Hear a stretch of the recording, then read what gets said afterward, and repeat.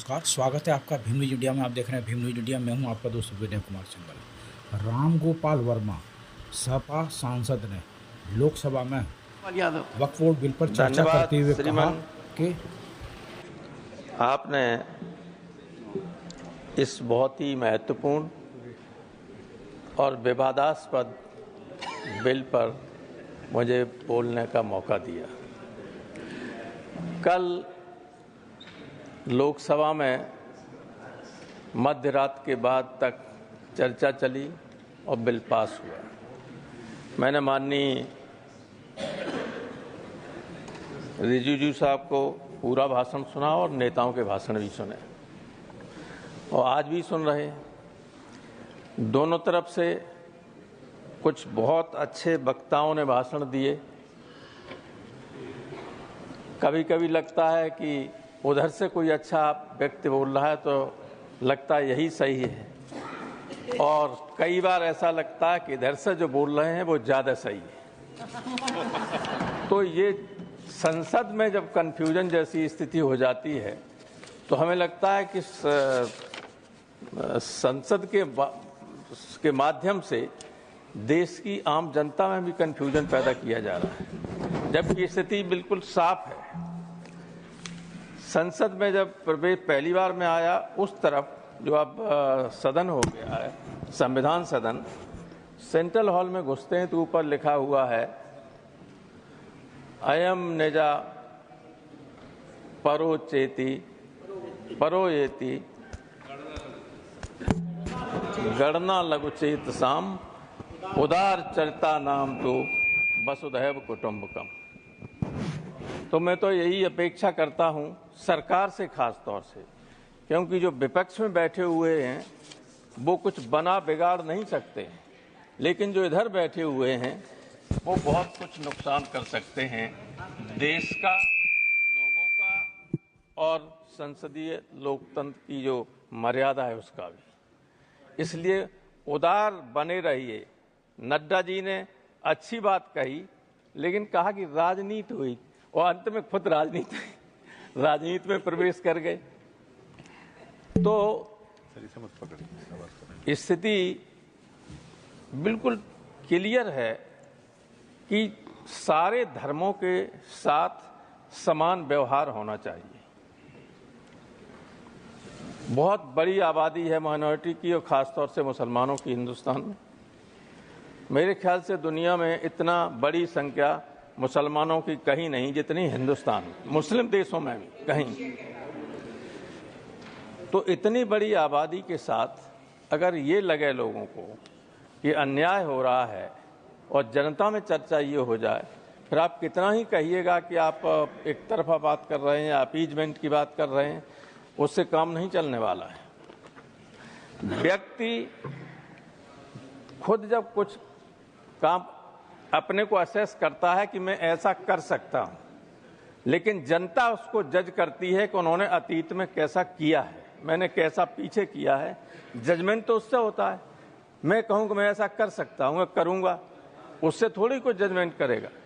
तो आपने अतीत में जो किया है, जनता उससे संतुष्ट नहीं है।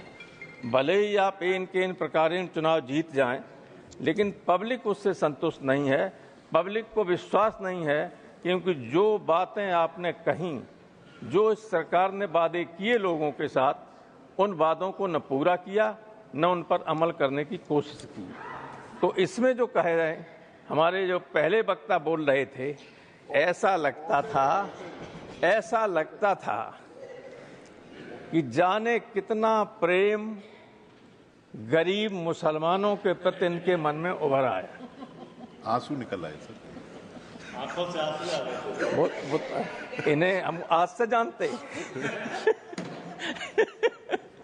लेकिन ये, अरे आप हमारे मित्र हैं, आप नेताजी से आपके संबंध बहुत अच्छे रहे। जो मुख्यमंत्री रहा उसके साथ संबंध में आए, अखिलेश से बहुत अच्छे संबंध रहे और मुझसे तो बहुत ही अच्छे संबंध रहे। तो इस तरह से बोल रहे थे, आजाद शत्रु है सर, बहुत अच्छे आदमी तो हैं। अच्छे आदमी हैं, किसी एक आदमी से लड़ने की वजह से यहाँ आ गए, लेकिन अच्छी बात है इसकी आलोचना करने से बड़े पद पर पहुंचे। तो मैं ये कह रहा था कि जो भाषण हो रहे हैं उधर से, उसमें बार बार जमीन और फंड, पैसे की बात आती है।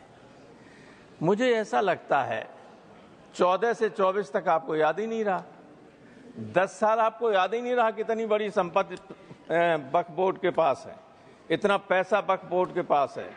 जब सारी संपत्ति देश की बेच ली तब फिर देखा गया कि कहां बची हुई है, तो आप वक्त पे आ गए।